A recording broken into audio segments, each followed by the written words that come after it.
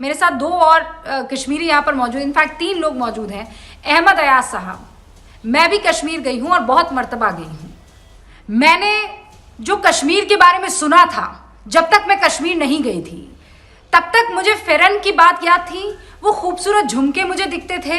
पुराने में शिकारा में वो जो हीरोइनें थी वो राजस्थान के कपड़े पहनकर नहीं वहां पर शूटिंग करती थी, वो कश्मीर के कपड़े पहनकर शूटिंग करती थी। और आज की तारीख में आप वहां पर चले जाइए, छोटी छोटी बच्चियों को अपना सर ढकना पड़ता है, छोटी छोटी बच्चियों को अबाया पहनना पड़ता है। ये लोग कौन हैं जो मॉरल पुलिसिंग कर रहे हैं? ये लोग कौन हैं जो इन लड़कियों को जो थोड़ी फॉरवर्ड लुकिंग है उनको धमका रहे हैं, फ्लायर्स बांट रहे हैं, और नहीं मानेंगे तो उसे मार देंगे? ये इंसानियत के दुश्मन नहीं है तो क्या है?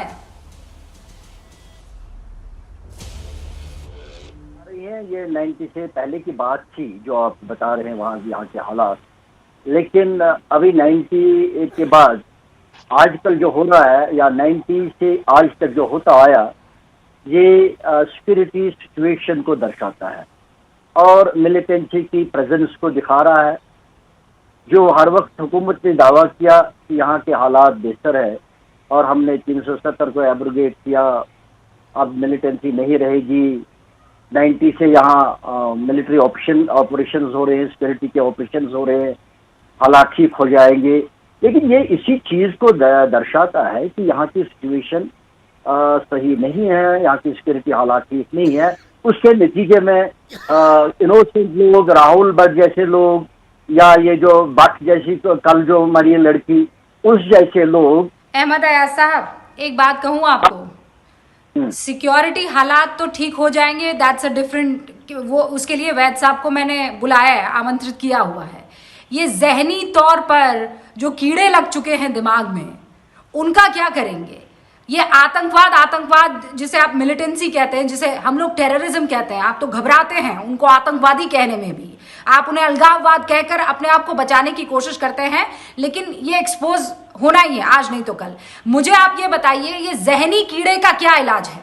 इसमें तो सिक्योरिटी नहीं घुस सकती है ना, इसमें तो बंदूक नहीं लगा सकते ना, इनके लिए तो आप ही लोगों को आगे आना होगा ना।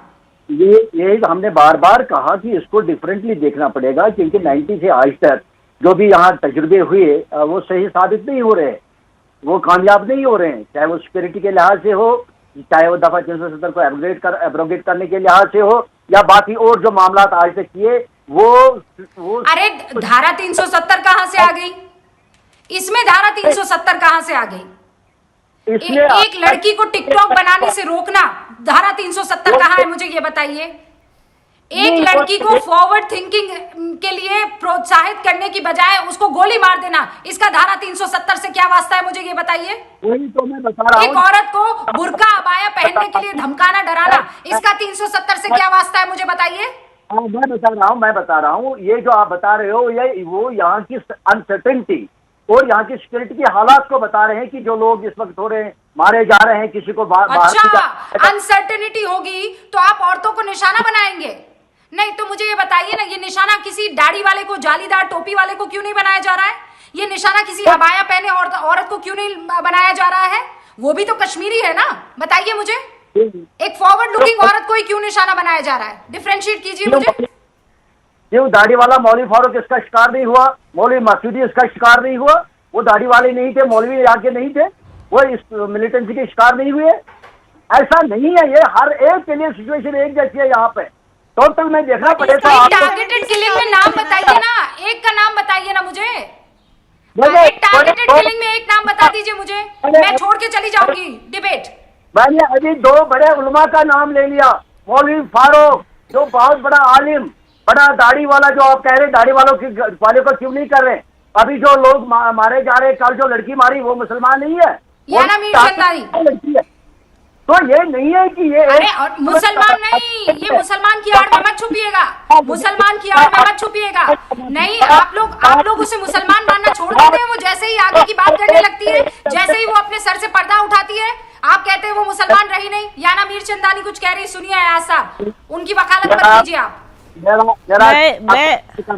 मैं यही कह रही हूँ कि हर चीज का ब्लेम सिचुएशन को दिखा रहा है, हर चीज का ब्लेम आप 370 सिचुएशन को ब्लेम करना बंद कर दीजिए। आप हर चीज का हर जगह blame- सिचुएशन खराब होती है। हर चीज का ब्लेम 370 पे करेंगे। हर चीज का ब्लेम 370 पे कैसे कर सकते हैं आप? तो ठीक है, ये बताइए कि इस साल टूरिज्म इतना अच्छा हो गया, वो भी 370 के हटने की वजह से हुआ, वो भी बोल दीजिए फिर। हर चीज का देखिए अहमद साहब, जहाँ पे फॉल्ट्स हैं वहाँ फॉल्ट लाइंस हैं, हम मानते हैं, लेकिन आप इस तरह से हर चीज को पॉलिटिसाइज मत कीजिए। ठीक है, 370 का कोई लेना देना चाहिए। जो हमारी कम्युनल जो प्रॉब्लम्स चल रही हैं उसको आप फेस किए, प्रॉपर्ली एड्रेस कीजिए, कैमरा पे इसको कंडेम कीजिए। जो एसिड अटैक्स हो रहे हैं, पहले कभी कश्मीर में एसिड अटैक्स नहीं होते थे, आजकल जो हो रहे हैं, अगर किसी को 370 के खिलाफ रिबेल करना है तो औरतों को नहीं अटैक कर सकते ना।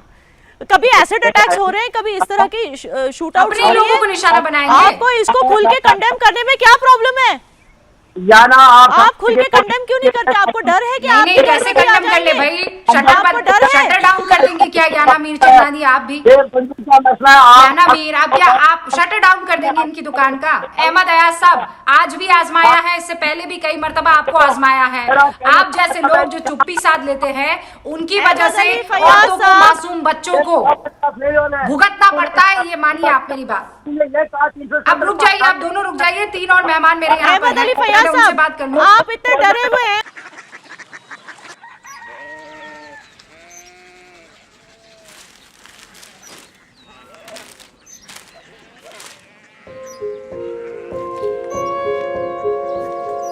बाबा बाबा कोरिया सिटी जानी ना।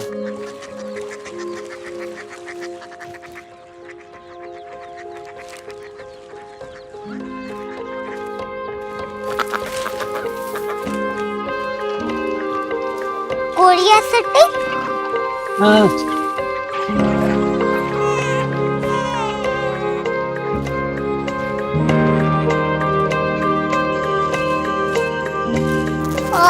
कोरिया सिटी कहाँ पे है?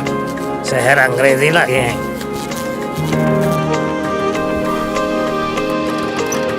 कोरिया सिटी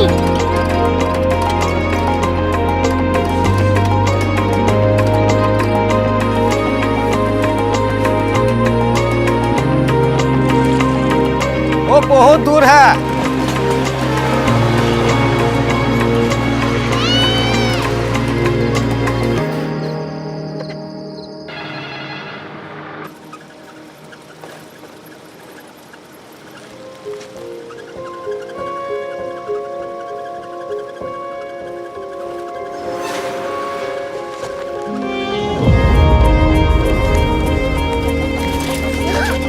कोरिया सिटी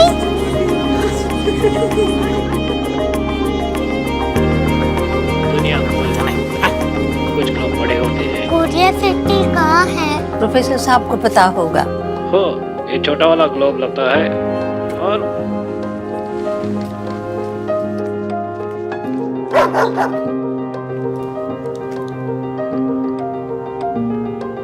पता नहीं, मेरी बेटी से जाके मिल लो, शायद उसे मालूम हो।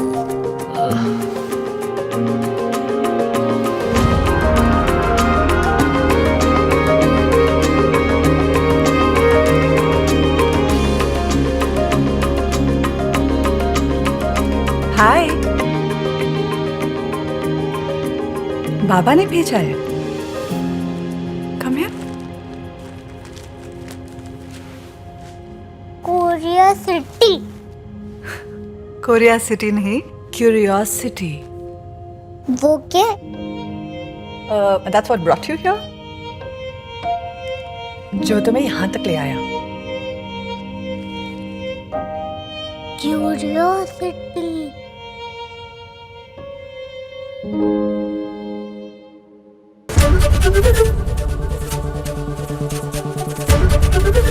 एबीपी न्यूज आपको रखे आगे।